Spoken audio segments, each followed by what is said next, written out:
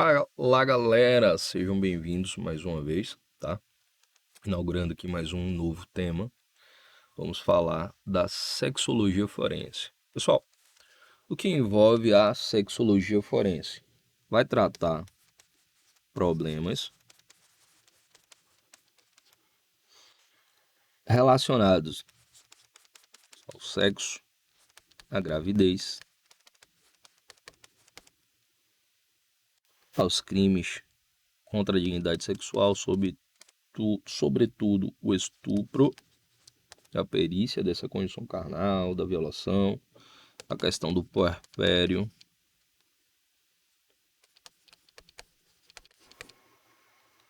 o aborto e tudo aquilo que tiver ligação com os crimes sexuais, o sexo, gravidez, tudo aquilo que está, de certa forma, relacionada ao sexo, vamos assim dizer, na forma pejorativa da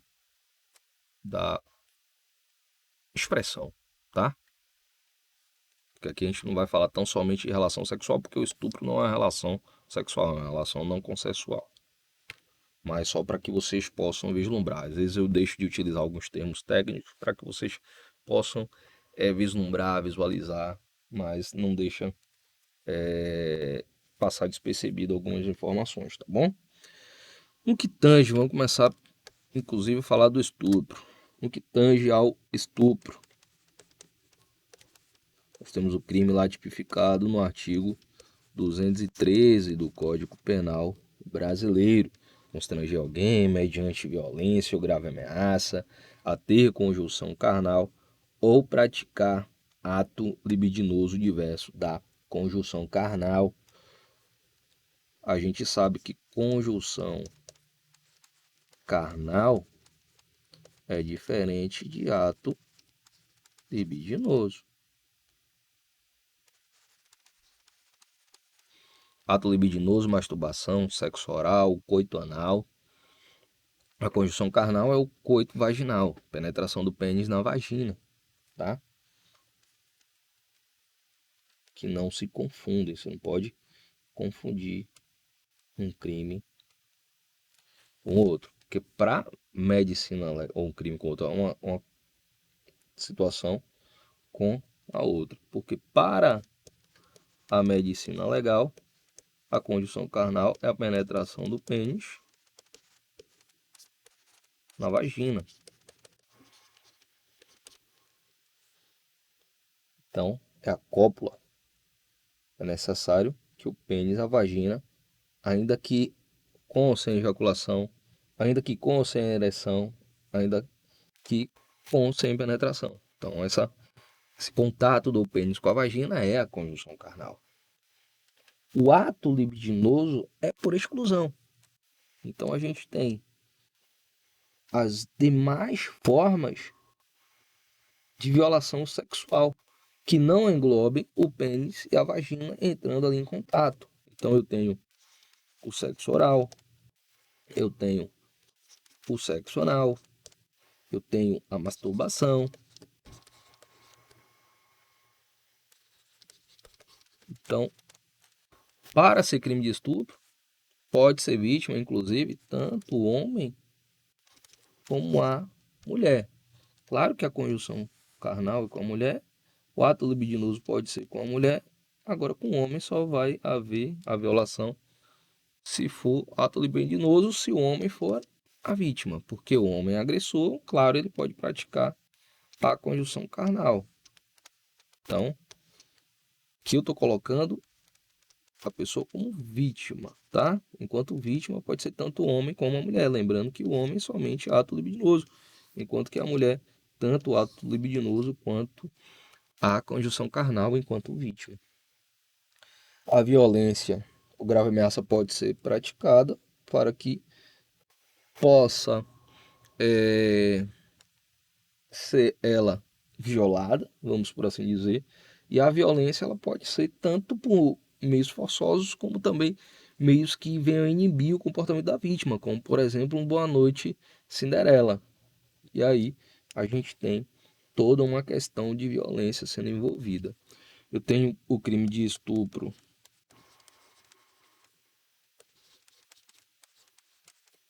de vulnerável.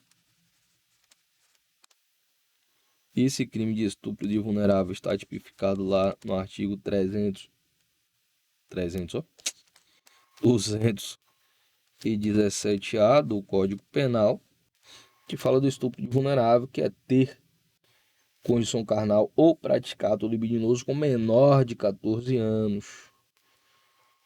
Como é que eu vou comprovar que houve este crime? Através de uma perícia. Essa perícia pode ser através de um exame subjetivo, numa consulta, é uma anamnese do paciente, coligada com a descrição do fato ocorrido.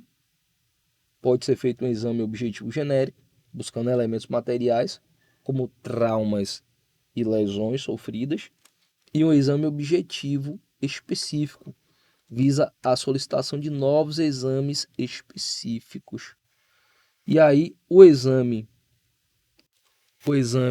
objetivo genérico cai em prova, que visa detectar trauma, lesão,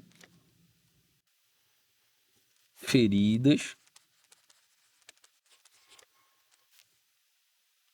equimoses, escoriações, eritema, edemas, tudo que a gente vai estudar ainda enquanto lesão lá na parte de traumatologia forense. Visa também vislumbrar e visualizar se houve o rompimento ou não do ímen, né? O estupro de mulheres é comum esse estudo do ímen. O ímen é uma membrana total ou parcial localizada na entrada da cavidade da vagina. E saiba que no momento do coito temos a rotura ou ruptura do ímen. Então, via de regra, quando temos a rotura imenal, é indício que houve uma cópula vagínica. Não necessariamente com pênis, porque pode também ser uma manobra masturbatória com objetos ou dedo. O ímen complacente é aquele dotado de uma excepcionalidade, elasticidade, ou seja, quando há a entrada na cavidade da vagina, ele não se rompe, mas pode apresentar escoriações, tá? E aí há diversas formas de ímen, não vou aprofundar isso aqui, mas tem um ímen anular, tem um trilabial, o septado, o cibriforme. Então a gente não vai aprofundar isso, mas é só para a gente ter pelo menos uma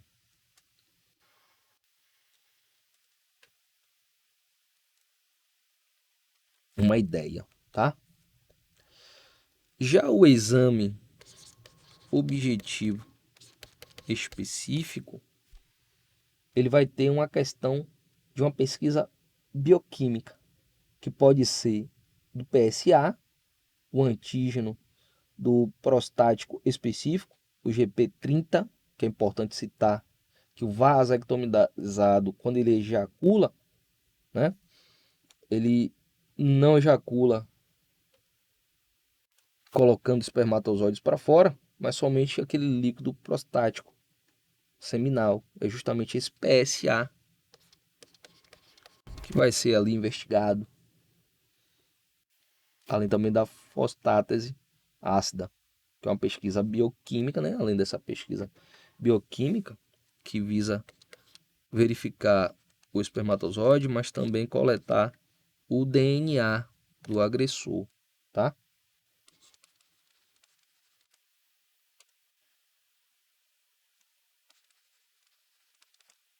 O DNA do agressor.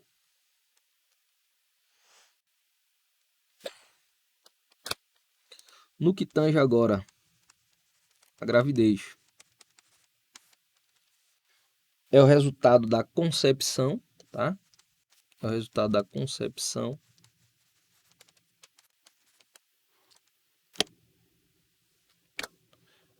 concepção entre o espermatozoide mais o óvulo, que dá origem a quem? O girino, o zigoto, né? Eu brinco chamando de girino, mas o zigoto. E posteriormente o embrião, e que por fim se torna um feto. E aí nós temos aquele feto desenvolvendo. Embrião é até o primeiro mês, tá? E o feto ele vai do segundo mês até o nono mês.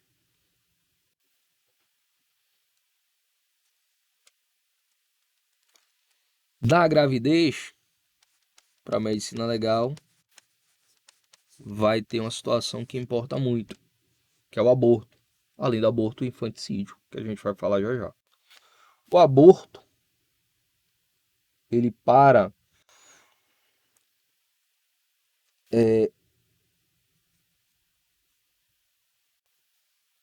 ser feito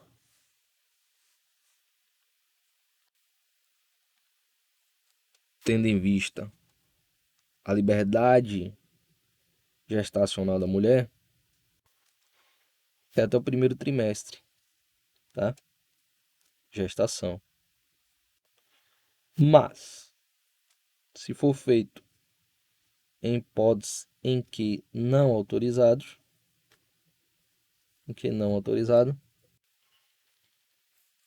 haverá uma repercussão jurídico-penal.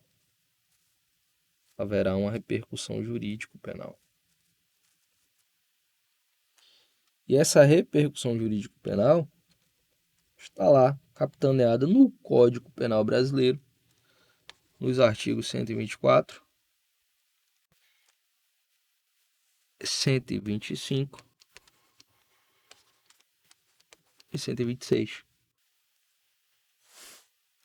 O 124 é o auto aborto, que é quando a mulher provoca aborto em si mesma ou consente para que alguém lhe faça o aborto. É crime da mulher, crime da gestante, tá? Já o aborto provocado por terceiro é alguém que provoca o aborto na gestante sem o consentimento.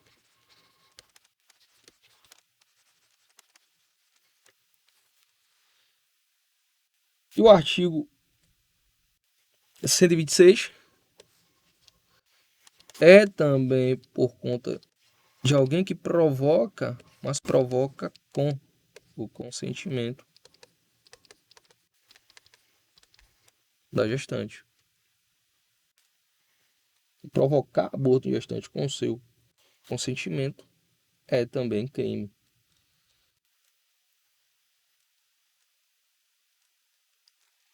O 128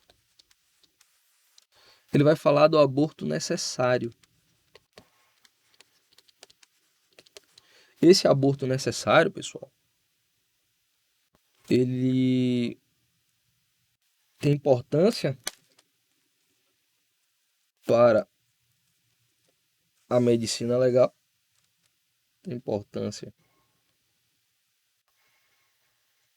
para a medicina legal,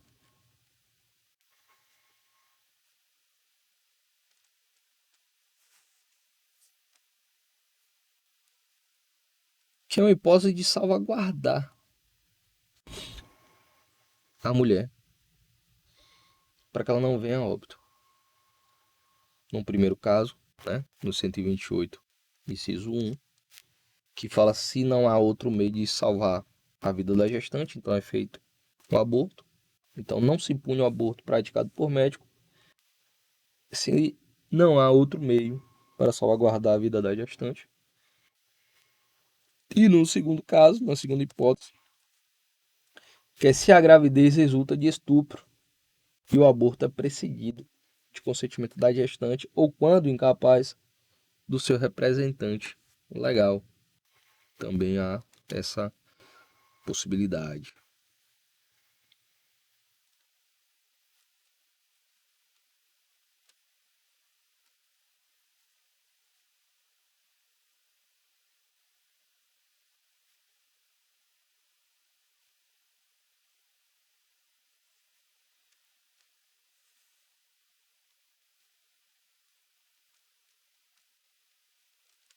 E, Tiago, desse aborto aqui, pode haver métodos químicos com a utilização de mercúrio, plantas, ópio, fósforo e também de farmacológicos.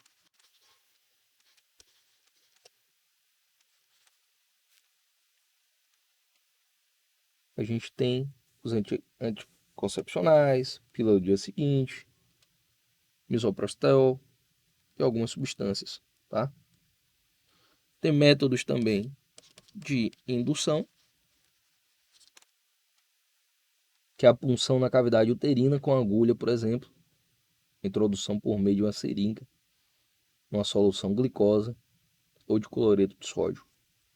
E também métodos físicos, que é a aplicação de calor ou eletricidade sobre o útero gravídico, introdução de objetos também, pressão negativa, você pressiona para ver se consegue expelir. E por fim, cirúrgico, que é uma microcesariana. Para a gente finalizar, infanticídio e depois os distúrbios. O infanticídio está lá no artigo 123 do Código Penal, tá? O aborto a gente sabe que tutela a vida intrauterina, dentro do útero materno. Aqui o infanticídio já há uma tutela extrauterina, fora do útero materno, que é quando a mãe mata o seu filho sob influência do puerpério,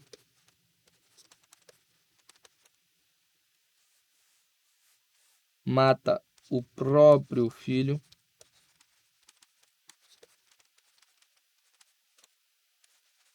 durante ou logo após o parto. É um crime que somente a gestante pode praticar, tá? O estado puerperal, figura aqui do puerpério, é uma alteração psíquica, tá? Que também pode atingir os aspectos físicos da mulher e ocorre a partir da dequitação, podendo perdurar até por mais de 8 semanas. A dequitação e desligamento da placenta, oportunidade que a mulher entra no estado puerperal, que se estenderá até 8 semanas. Alguns chamam de depressão pós-parto, mas o nome técnico correto é estado puerperal. Para a medicina legal, o logo após é enquanto durar o estado puerperal, tá?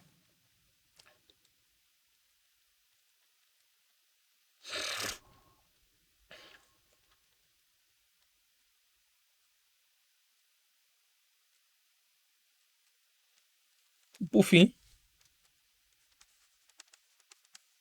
distúrbios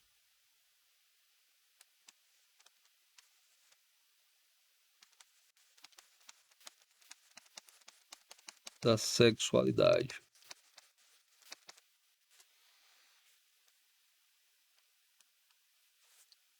Questão aqui de desordem mental,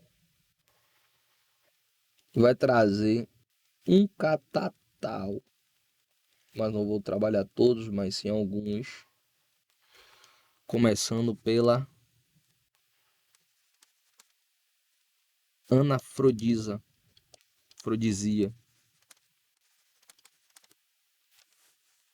A anafrodisia é a diminuição ou deterioração do instinto sexual em homens por conta de doenças nervosas. A zoofilia, atração sexual por animais. O dolismo,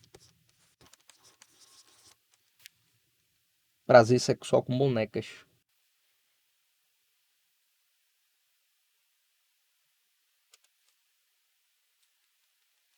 O fetichismo,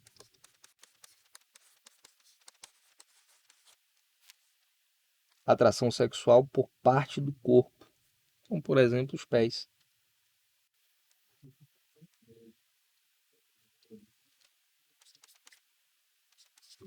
O frotteurismo, prazer sexual encostar ou flexionar em pessoas. Aqueles caras lá que comumente acabam importando em crimes de importunação sexual. O masoquismo vai estar ligado ao prazer sexual sentir dor ou imaginar que está sentindo dor. O sadismo, prazer sexual em fazer alguém sentir dor. Então, o masoquismo é a pessoa sentindo a dor. É a pessoa masoquista. Já o sadismo é você fazer sentir dor.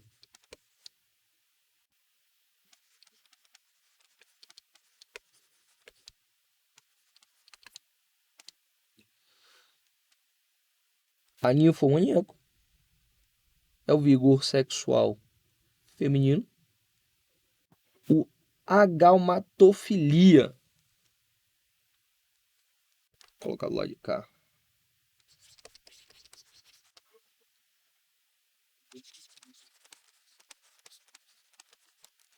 Atração sexual por estátuas. Riparofilia, isso aqui é interessante, cai muito em prova. Riparofilia. Cuidado com mendigo.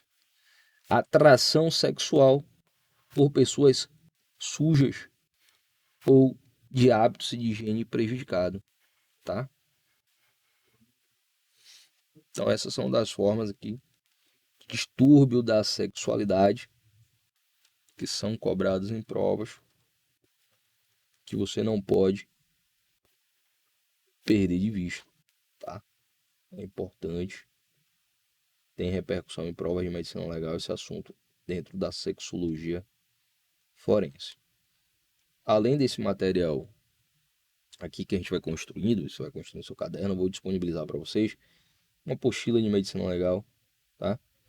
De forma que vocês também possam fazer uma leitura no momento posterior ou até mesmo anterior à aula. Vai eu estudar aqui tal assunto.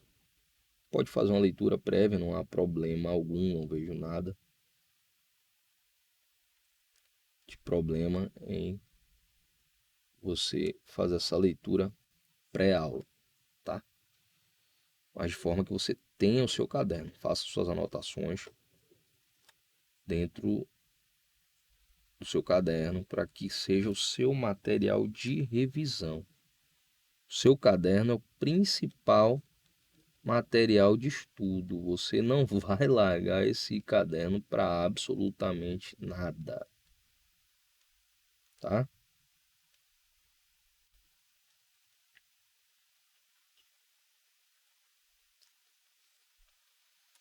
Tiago, tem algumas outras formas de distúrbio? Tem sim, tá? Para a gente finalizar a nossa aula de hoje, esse bloquinho aqui, quero destacar a necrofilia,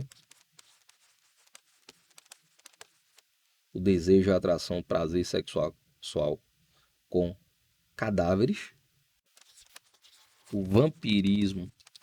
Aí uma vez um aluno falou, Thiago, é por desejo sexual de mulher menstruada? Não, porque pode ocorrer tanto em homem e mulher, mas a satisfação erótica na presença de sangue,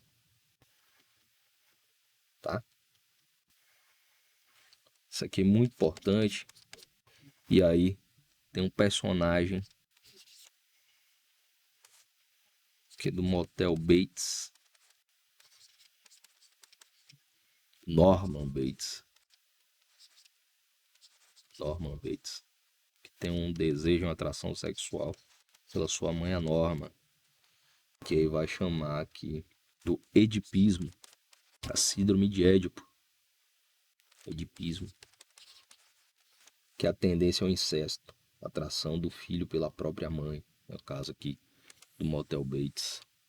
Quem assistiu, ou se não assistiu, fica aí o conhecimento. Então essas são as principais formas de distúrbio da sexualidade. Cai em prova, tá? Que a gente não pode perder de vista. Então, com isso, pessoal, a gente fecha esse bloco e em blocos próximos a gente dá continuidade ao estudo para a gente finalizar a traumatologia forense. E aí a gente vai ter uma carga horária um pouco mais expressiva dentro da traumatologia forense. E depois passaremos a análise das questões. Forte abraço e até a próxima.